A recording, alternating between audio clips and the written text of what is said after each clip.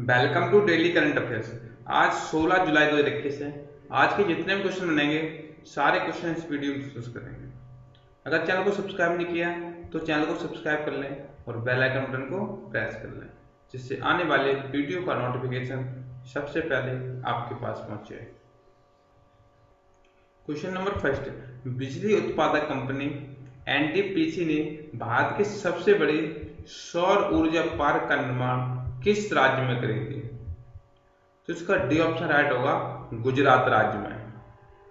अभी हाल ही में NTPC limited Gujarat के खवाड़ा में कच्छ क्षेत्र के रण में देश की सबसे बड़ी सौर फोटोवोल्टिक परियोजना का निर्माण करने के लिए तैयार है।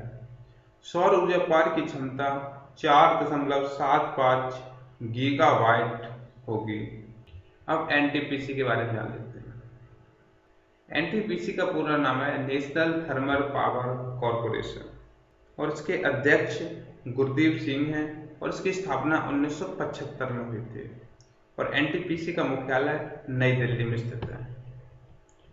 Next question, Urdu poets and writers James of Deccan नामक पुस्तक किसने लिखी है? तो इसका ए ऑप्शन राइट होगा, जे.एस. इफ्तेखार ने, और इस पुस्तक का विमोचन उपराष्ट्रपति वेंकैया नायडू ने किया है।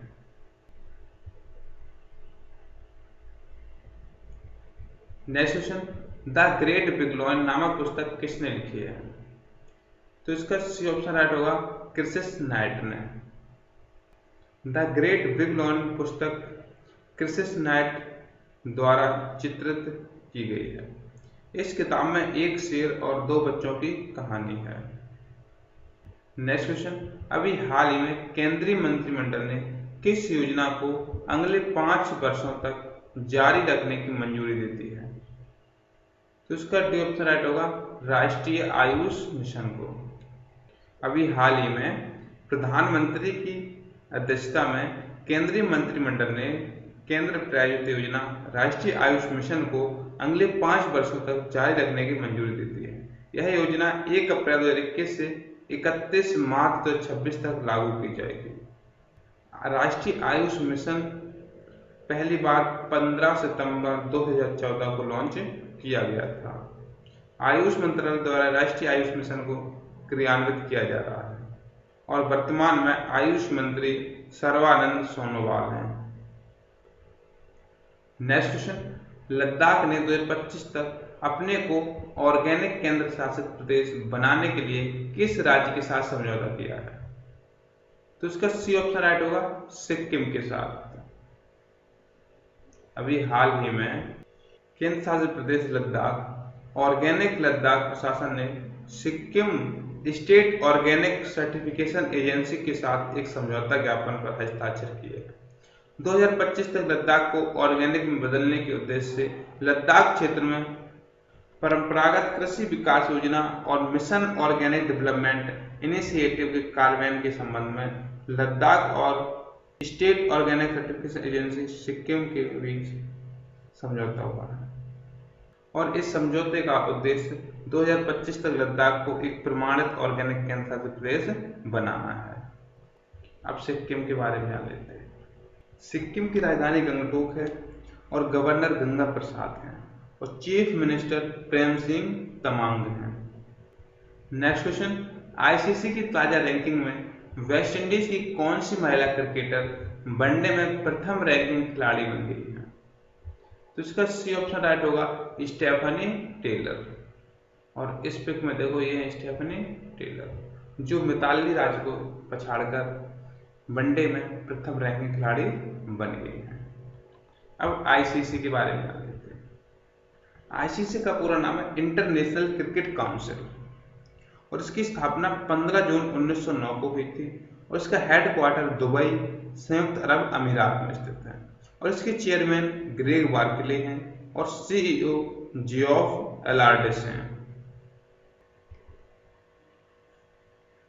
नेक्स्ट क्वेश्चन, इसरो किस जियो इमेजिंग सैटेलाइट को अगस्त में लॉन्च करेगा?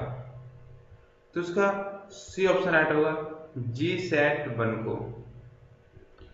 इसरो 12 अगस्त को GSLV F10 पर जियो इमेजिंग उपग्रह GSAT-1 की योजनाबद्ध परिक्रमा के साथ श्रीहरिकोटा स्पेसपोर्ट में पूरी तरह से लॉन्च गतिविधि में वापस आ रहा है।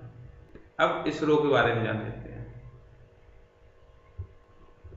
इसरो का पूरा नाम है इंडियन स्पेस रिसर्च ऑर्गेनाइजेशन और इसकी स्थापना 15 अगस्त 1969 को हुई थी और इसका मुख्यालय बेंगलुरु में स्थित है और इसके डायरेक्टर के सिवान हैं और संस्थापक विक्रम साराभाई थे। नेक्स्ट क्वेश्चन, भारत ने किस देश में भीम UPI सेवाएं शुरू करने की घोषणा की है? तो इसका सी ऑप्शन राइट होगा, भूटान के साथ। अभी हाल ही में वित्त मंत्री निर्मला सीतारमण ने भूटान में भीम UPI QR आधारित भुगतान शुरू किया है, जो दोनों पड़ोसी देशों के बीच सहयोग और को मजबूत करेगा। अब भूटान के बारे में जान लेते हैं। भूटान की राजधानी थिम्पू है। भूटान के प्रधानमंत्री लोटे शेरिंग है और भूटान की मुद्रा भूटानी नोबेल्ट्रम है। नेक्स्ट क्वेश्चन, अभी हाल ही में कैबिनेट ने DA और महंगाई राहत को कितने प्रतिशत तक करने की मंजूरी दी है?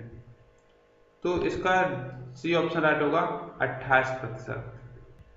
प्रधानमंत्री नरेंद्र मोदी की अध्यक्षता में केंद्रीय मंत्रिमंडल ने केंद्र सरकार के कर्मचारियों के महंगाई भत्ते और पेंशन भोगियों के लिए महंगाई राहत को बढ़ाकर 28% कर दिया है। यह वृद्धि मूल वेतन की मौजूदा 17% की दर से 11% की वृद्धि हुई है, यानी पहले 17% थी और उसके बाद इसमें 11% और जोड़ दी तो टोटल 28% की वृद्धि होगी, 28%। नेक्स्ट क्वेश्चन, कौन से स्टार टेनिस खिलाड़ी टोक्यो ओलंपिक से हट गए हैं? तो इसका ए ऑप्शन राइट होगा, रोजर फेडरर। अभी हाल ही में रोजर फेडरर घुटने की चोट की वजह से टोक्यो ओलंपिक से बाहर हो गए हैं। नेक्स्ट क्वेश्चन, हाल ही में टोक्यो ओलंपिक का चीयर सॉन्ग हिंदुस्तानी वे किसने लॉन्च किया है? तो इसका सी ऑप्शन राइट होगा, AR रहमान ने। गायिका अनन्या बिरला ने संगीत उस्ताद AR रहमान के साथ मिलकर टोक्यो ओलंपिक के लिए भारतीय खिलाड़ियों के लिए एक चीयर सॉन्ग लॉन्च किया है, जो है हिंदुस्तानी वे, और इस गीत अन्य द्वारा गाया गया है और AR रहमान द्वारा रचित है।